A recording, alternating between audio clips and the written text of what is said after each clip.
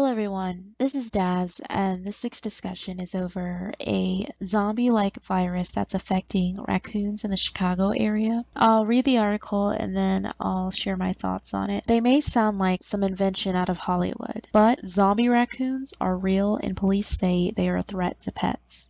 The Riverside Police Department is warning pet owners about raccoons carrying the distemper virus, which can cause the infected animals to walk on their hind legs, stagger, and bare their teeth.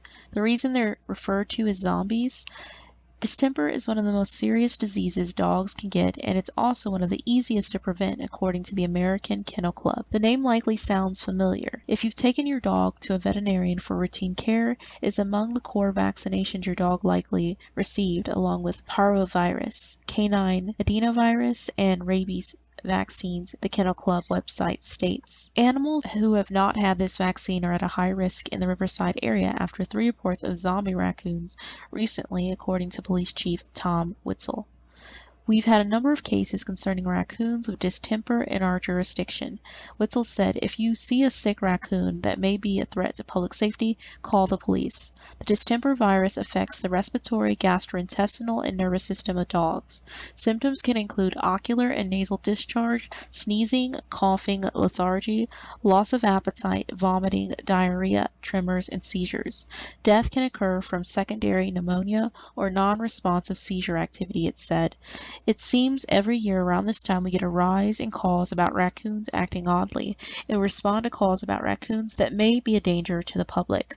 Our policy allows us to put down animals that are suffering or pose a threat to public safety, Witzel said. Police will put the animals down, and public works crews have been disposing of the carcasses, he said. The police department said dogs in backyards, even fenced, could be at particular risk. To wild animals, it suggests direct supervision of dogs to prevent unwanted contact with wildlife. The best way to prevent distemper in dogs is to have them vaccinated twice yearly. Visits to a veterinarian are recommended, and a pet owner who takes their dogs out for socialization with other animals, such as to dog parks or training classes, or for boarding, should check whether those places require proof of vaccination.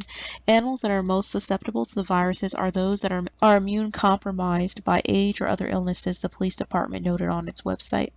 So I read this article. There was another one that I looked at as well, and they were comparing it to what happened with the deer earlier in the year with chronic wasting disease. And it's not uncommon for viruses like this to be on the street, but the fact we're seeing more cases of neurological illnesses or viruses that are affecting animals, to me, is a bit alarming, especially if this spreads to house or domesticated animals, as well as with the chronic wasting disease in the deer. They put out a warning for anyone to hunt or to try to consume that meat.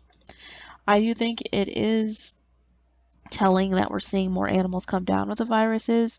I'm not sure what's causing it in these raccoons initially and to spread it, but I just want to know what you guys' thoughts are on all of this. I definitely see it as a sign of the times. I definitely like to pay attention to what's going on in nature with animals and plants and see how this reflects what's happening all around. But I hope that you enjoyed this video and that you have a wonderful week. Take care and God bless.